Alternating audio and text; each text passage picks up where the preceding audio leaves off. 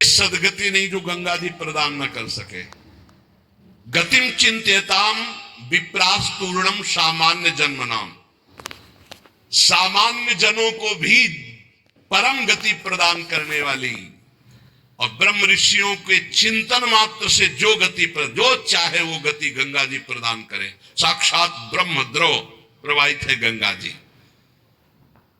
गंगा जी की ही एक ऐसी अमोघ महिमा है कि जिनके दर्शन मात्र से पाप नष्ट हो जाते हैं। गंगा जी मतलब श्री धाम वृंदावन से इस समय जैसी आसक्ति प्रकट की वृंदावन ने, ऐसी गंगा जी से आसक्ति। गंगा जी छोड़कर कहीं नहीं जाना, किनारे ही जो तीर्थ मिले मिले, कहीं नहीं जाना, नगर में भी ऊपर नहीं चढ़ना, वहीं जो आहार मिले गंगा का क्यों कैसे बताएं क्या परमानंद स्वरूप गंगा जी हैं, जिनके दर्शन मात्र से सारा पाप नष्ट हो जाता है गंगा जी से। और आपको बताएं अधिकतर बड़े महापुरुषों का दर्शन गंगा किनारे जो प्रकट में थे और जो अप्रकट थे। नानक देव जी का पहला साक्षात्कार गंगा के किनारे हुआ। वृंदावन पावन पुलिन ये सब गंगा की रेती पे। वृंदावन पावन पुलिन प्रियालाल ये गंगा की रेती सेनपुर। साक्षात गंगा से प्रकट होते हुए सिद्ध मां, बड़े चमत्कार गंगा मैया के, बड़े चमत्कार अद्भुत। मतलब वाणी लड़खड़ाती है उनकी महिमा को, कहते हैं कि वो महिमा तो इस जीवन में देखिए ना, इसलिए बड़ी दिव्यता गंगा जी में। गंगा जी के नाम का स्मरण मात्र करने से पाप थर्रा जाते हैं। जो गंगा जी की डुबकी लगाता है वो महापापी भी पावन हो जाता है। विश्वास हो जाए, विश्वास हो जाए। गंगा जी में स्नान करके आचमन करके गंगा में ही जब पितरों का तर्पण किया जाता है तो पितरों को बहुत तृप्ति होती है और पितर मुक्त होने लगते हैं। जैसे अग्नि के संसर्ग से रुई भस्म हो जाती है, ऐसे ही गंगा जी के स्पर्श से शारीरिक मानसिक वाचिक तीनों प्रकार के पाप भस्म हो जाते हैं। गंगा गंगीत यो ब्रुयाद योजना नाम सतैरपि, जो 100 योजन दूर 400 कोस दूर से गंगा गंगा गंगा बोले मुच्यते सर्व पापेभ्यो विष्णु रूपम स गच्छति, वो शरीर निष्पाप हो जाएगा, वो वाणी निष्पाप हो जाएगी, उसका मन निष्पाप हो जाएगा और वो भगवत धाम का अधिकारी हो जाएगा। जो 400 कोस दूर से भी गंगा गंगा गंगा, सब गोरा ही गोरा है। गंगा जी गोरी, महादेव जी गोरे, तो फिर उन्होंने उठा कर फेंक दिया ऐसी गोरे प्रेम रसासों में। कभी सोचा नहीं था कि कभी वृंदावन, कभी सोच में ही नहीं था वृंदावन। बड़ी अनन्य बात है, इतनी निर्भयता थी। अब गंगा किनारे तो गांव में लोग ऐसे ही लाश प्रवाहित करते हैं ना, कुत्ते वहां के बहुत प्रवीण होते, बीच धारा से घसीट के लाश ला के ऐसे, और वहीं किनारे हम भी पड़े हुए हैं, वहीं वो चीथ रहे, कोई फर्क नहीं पड़ता, एकदम निर्भयता। भगवान शिव की अनन्यता। गंगा जी को जब देखते तो एक तो धारा में प्रवाहित होती है, भगवान शिव के जटा में भारी तन्मयता, गंगा जी की विशुद्ध कृपा, अपार शक्ति। कह रहे सैकड़ों योजन दूर से अगर गंगा गंगा गंगा ऐसा पुकार दे तो उसका शरीर पवित्र हो जाएगा, उसका मन पवित्र हो जाएगा, उसकी वाणी पवित्र। कल नरकों का वर्णन हुआ था, आज नरकों से उद्धार का वर्णन हो रहा है भाई।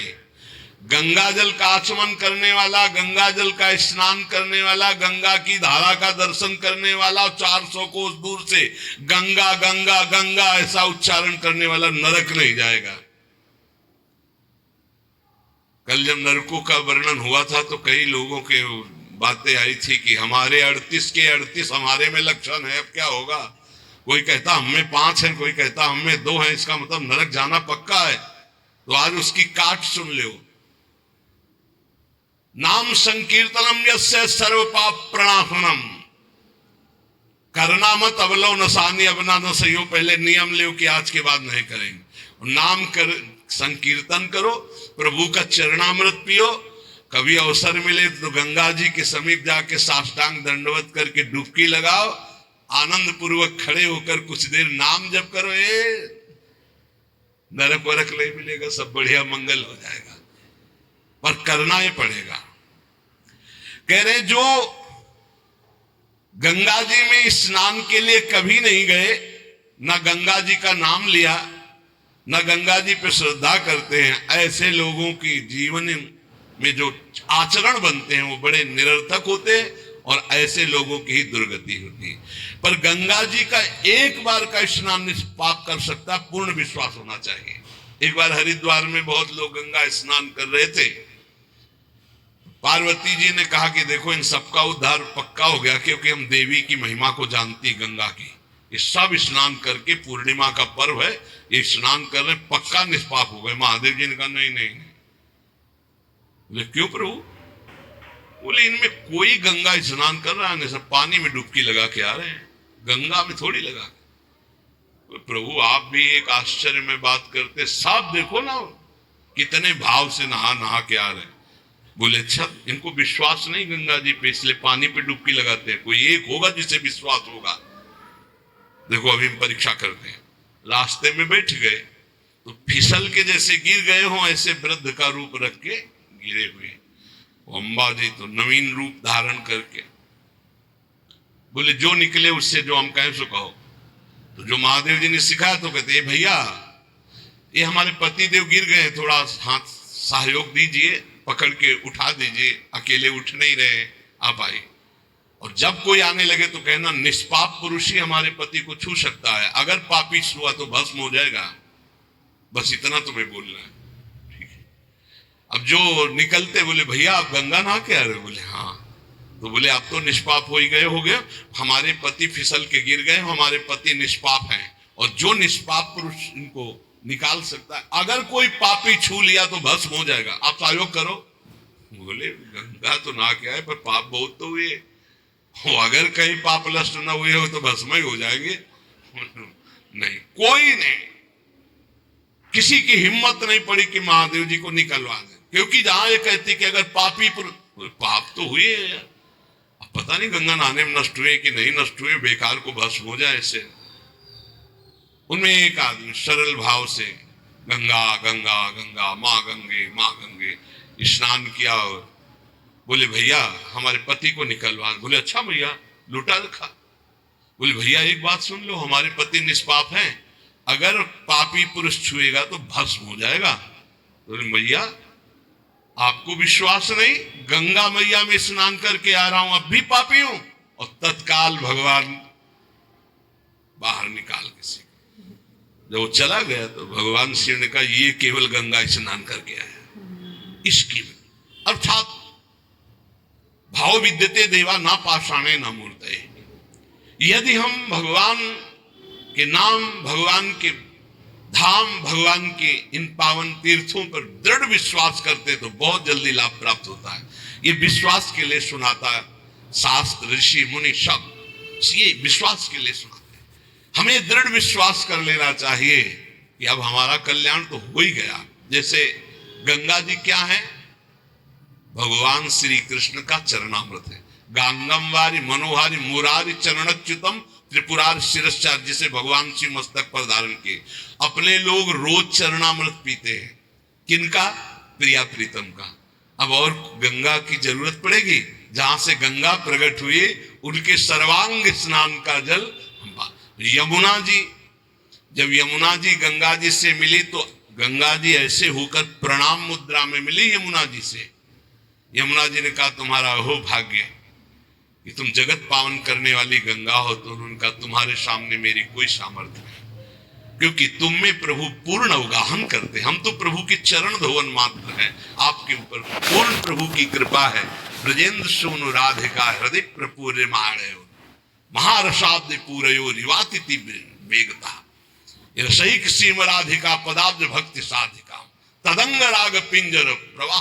श्री लाडली लाल का अंगराग लेकर प्रवाह करती है। ये अपने कल्याण की अब कोई चिंता रह गई? रोज जो चरणामृत पान करता है, काल मृत्यु हरणम सर्व व्याधि विनाशनम, श्री कृष्ण पादोदकम पीत्वा पुनर्जन्म न विद्यते, बस विश्वास हो। रजरानी लगाते हैं, राधा राधा बोलते हैं, अब कोई जरूरत कल्याण की, दृढ़ निष्ठा रखो। परिणाम कितनों को रोते देखते हैं इस बात के लेके हमारा कल्याण हो जाएगा, हमारा अगला जन्म नहीं होगा। उनको चाहिए कि तुम लिखा पढ़ी करके दे दो। अरे विश्वास मानो यार, विश्वास मानो। कल्याण स्वरूप आप हो चुके हैं, धाम में बैठे हैं, पर आपको विश्वास है नहीं। हित दूर जो विश्वास है तब वही सुधरे बात, ना तरु माया पंथ में फिरे जो टक्कर खाक।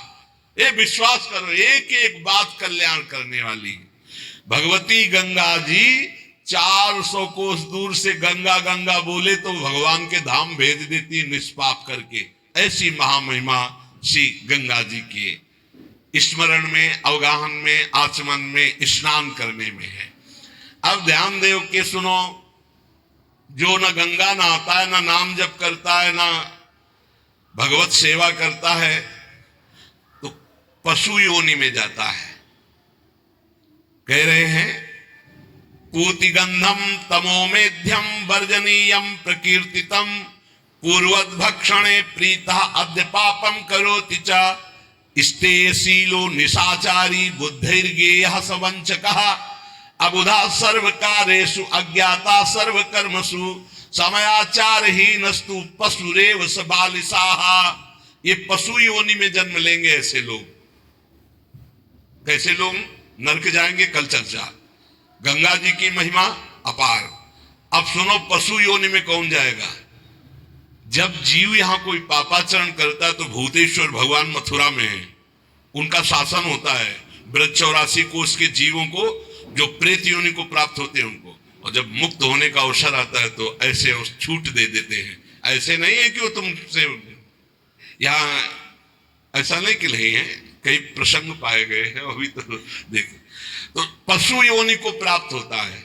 देखो, जो रात के 11 बजे के बाद 3 बजे के बीच में भोजन करता है, ये निशाचर है। निशा माने रात, चर माने विचरने वाले। रात में खाना, रात में तुमको 8-10 बजे तक भोजन कर लेने का नियम। 11 आखिरी है, 11 के बाद भोजन में बिल्कुल नहीं होना चाहिए। ये रात नहीं ऐसे कि तुम्हारा जब मन आए तब भोजन। 11 से लेकर 3 बजे के बीच में बिल्कुल नहीं। शांति से भजन करो, सो जाओ, उपद्रव मत करो। सीटियां बज रही है, चलो होटल में चलते 12 बजे खाने, ऐसे लोग जाते हैं। पशु योनि निश्चित।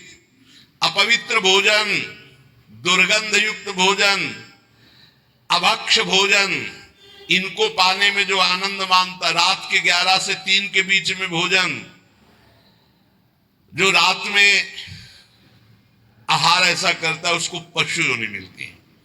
जो दूसरों का धन चोरी करता है, जो विद्वान बन करके दूसरों की वंचना करके धन को लूटता है, जो अपने कर्तव्य कार्यों से अनभिज्ञ होकर मनमानी आचरण करता है, जो समयोचित सदाचार का ज्ञान नहीं रखता, वो मूर्ख पशु योनियों को प्राप्त होता है।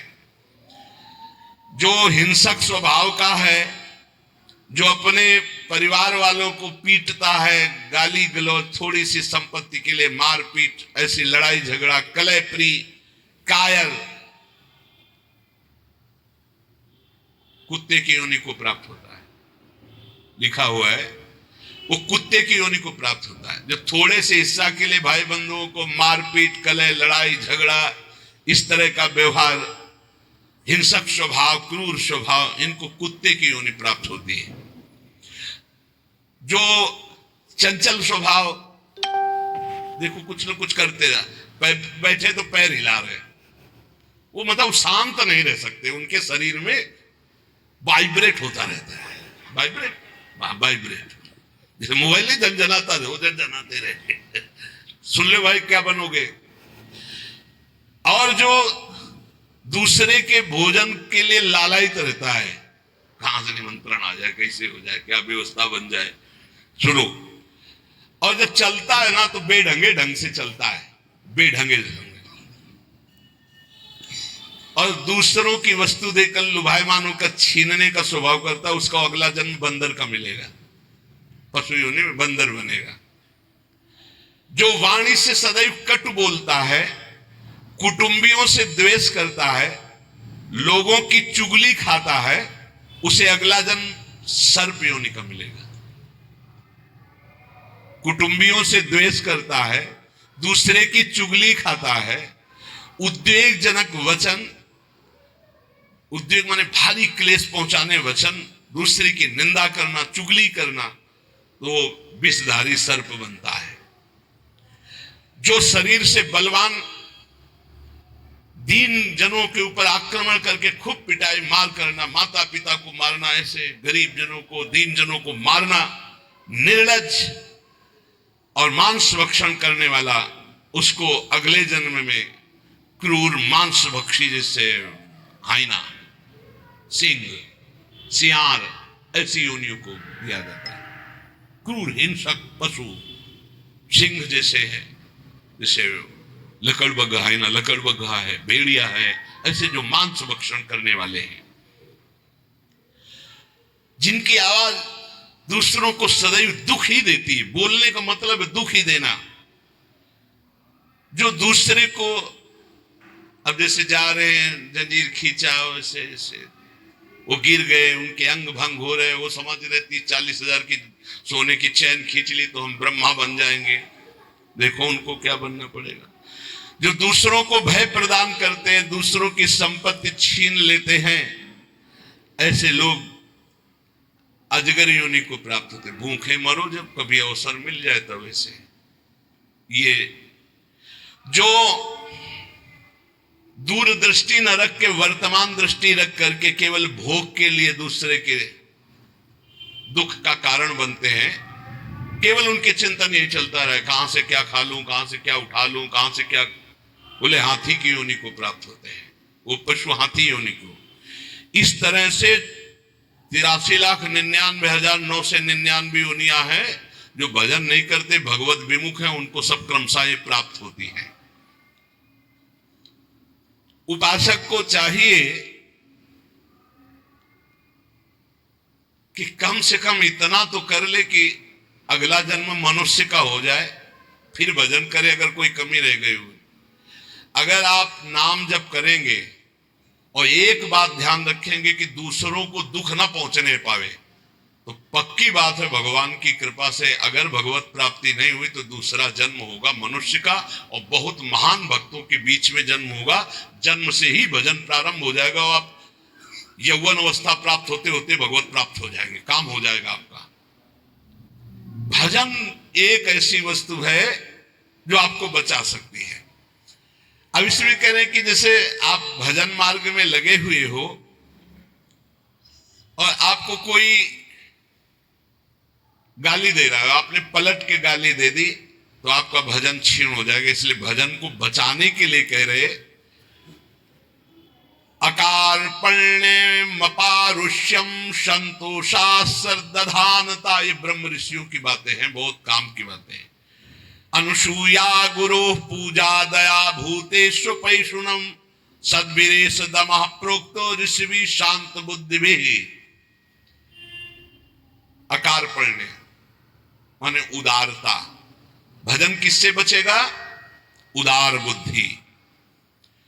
स्वभाव कह रहे हैं कोमल, कोमल स्वभाव से भजन बचेगा। संतोष वृत्ति से भजन बचेगा।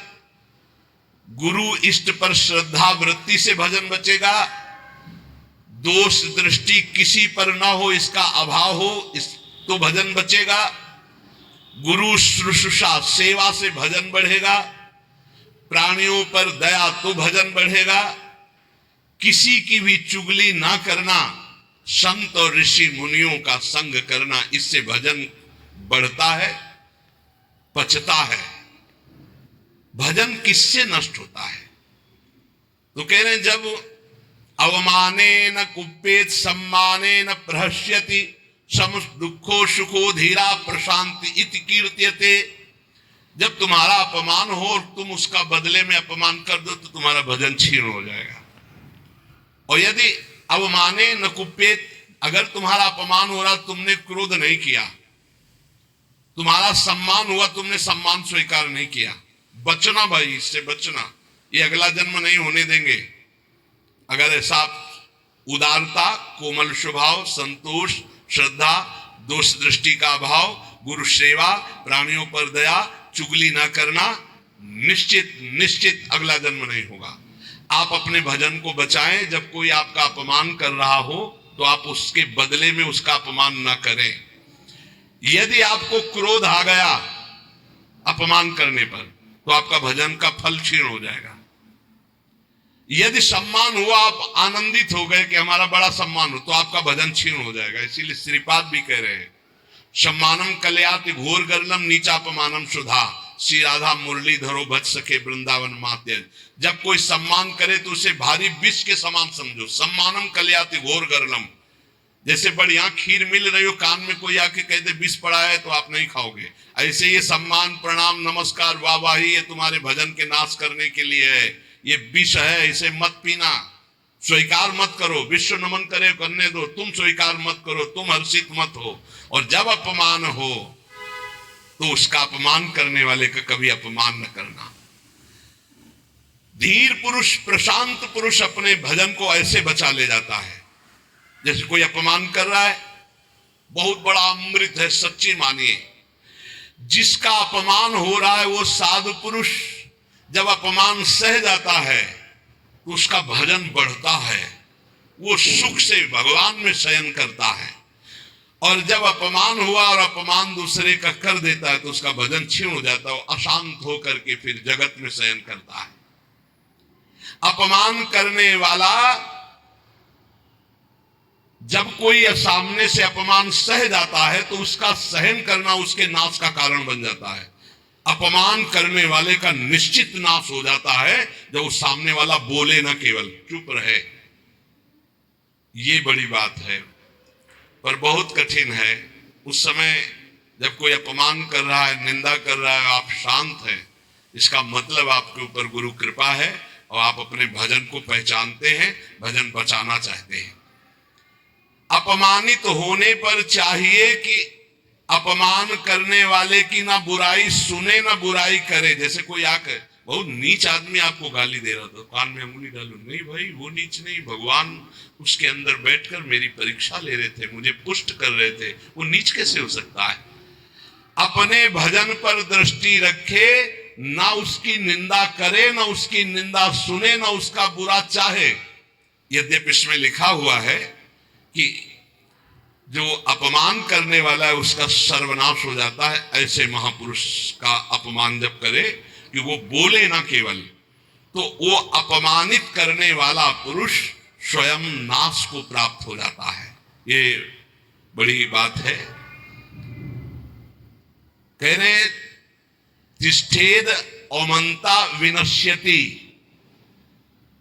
अगर वो अपमान जिसका कर रहा है वो महात्मा भजन करने वाला शांत है, कुछ नहीं बोल रहा है, वो तो सुख से शयन करेगा परमात्मा में और उसका भजन सुरक्षित बच गया और जो भी कलमश हुआ होगा वो भस्म हो गया। लेकिन अपमान करने वाला बोले विनश्यति, उसका नाश पक्का हो जाएगा।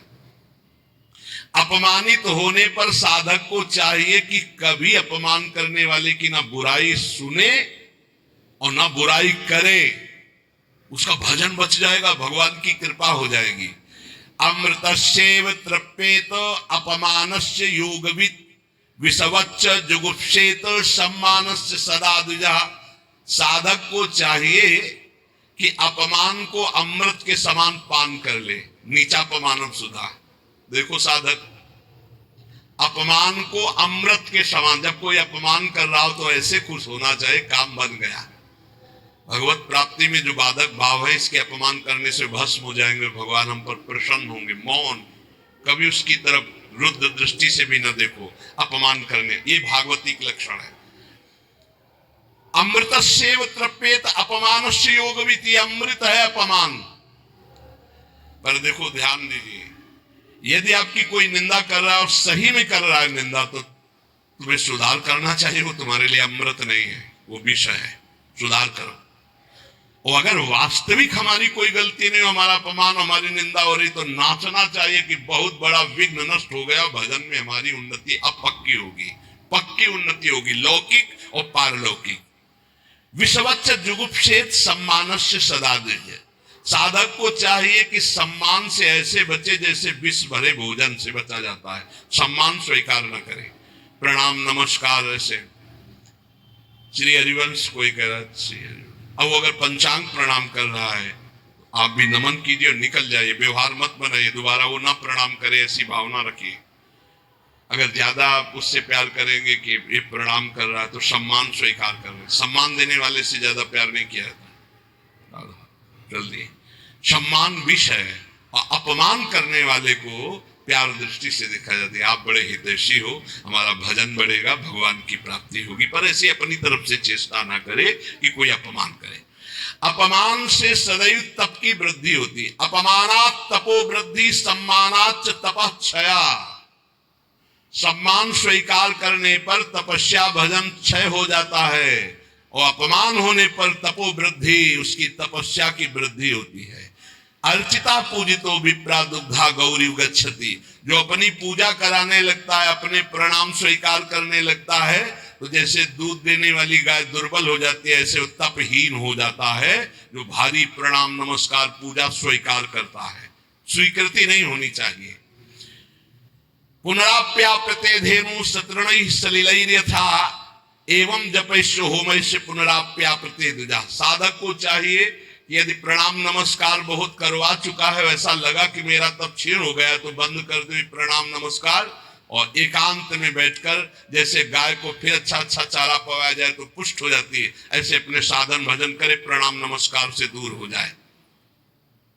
महापुरुषों ने भी ऐसी लीलाएं की जिससे प्रणाम नमस्कार बंद हो जाए। ये सबको भगवत स्वरूप मान के तुम प्रणाम करो, तभी बात बनेगी।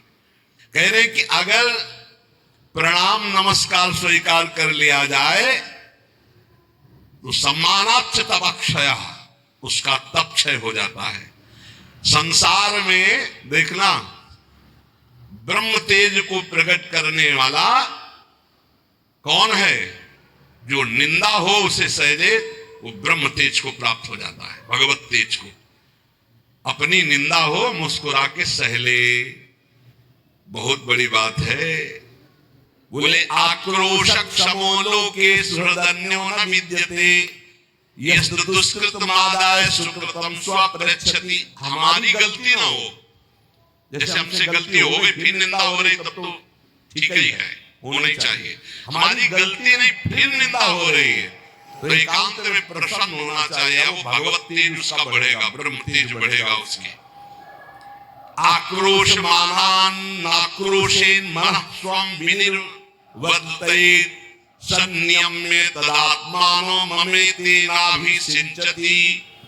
वो ब्रह्म तेज संपन्न हो जाता है जिसकी निंदा हुई और वो बिल्कुल सह गया। कोई जिसने निंदा की उसकी भी निंदा नहीं करनी। ये बहुत बड़ी कृपा भगवान की होती। तभी बड़े बड़े महापुरुषों ने कहा साधु निंदक मित्र हमारा। संतो ये निंदा करने वाले हमारे बड़े मित्र हैं, बड़े भाग्य से मिलते हैं निंदा करने वाले। नहीं, उल्टा है, संसार में ही माना जाएगा बड़े भाग्य से मिलते प्रशंसा करने वाले, मुंह चुपरी बोलने वाले, लेकिन निंदा करने वाले बड़े भाग्य से मिलते हैं। कितना कलेजा उनका पक्का भगवान करते, संतों का यश होता है उसी से। संसार में निंदा करने वाले के समान दूसरा कोई उपकारी मित्र हमारा नहीं हो सकता यदि हमारी निंदा करे, क्योंकि वो सब अशुभ अपने ऊपर लेकर बिल्कुल निर्मल मार्ग करके दे देता है। आप भगवत प्राप्ति करो तो। इसलिए संतों के वचन है, जो तुम्हें उद्विग्न करे, जो तुम्हारी निंदा करे, जो तुम्हारा अपमान करे, उसे सह जाओ तो अमृत में स्नान करोगे, अमृत में डूबोगे। नाम जप करो, इन बातों से कभी डरना नहीं कि कोई तुम्हारा अपमान कर रहा है, कोई निंदा कर रहा है। कोई एक संत भगवान बहुत अच्छे उपासक, उनका विक्षेप सहन नहीं होता। विक्षेप होता क्या है? विक्षेप आपकी मान्यता होती है। देखो इसमें अगर आप ये संत वाणी सुन रहे हो तो आपको अपमान विक्षेप लगेगा, आपको निंदा विक्षेप लगेगा, आपको प्रतिकूलता विक्षेप लगेगा, आपको तिरस्कार विक्षेप। अरे अमृत है, ये अमृत है। इसी को पान करके संत मत वाले बन जाते हैं। जब कभी ऐसा अवसर आवे तो बुरा मत मानना, अमृत पान करा रहा है जो तुम्हारी निंदा कर रहा है, तुम्हारा अपमान कर रहा है, तुम्हारा तिरस्कार कर रहा है, बड़ा कृपालु, भगवत प्राप्ति का योग बना रहा है। सच्ची मानना। इसलिए सत्संग की बातों का मनन करो, इतने धैर्यवान बनो और निरंतर नाम जप करो। शेष चर्चा के श्याधा वल्लभ लाल की जय।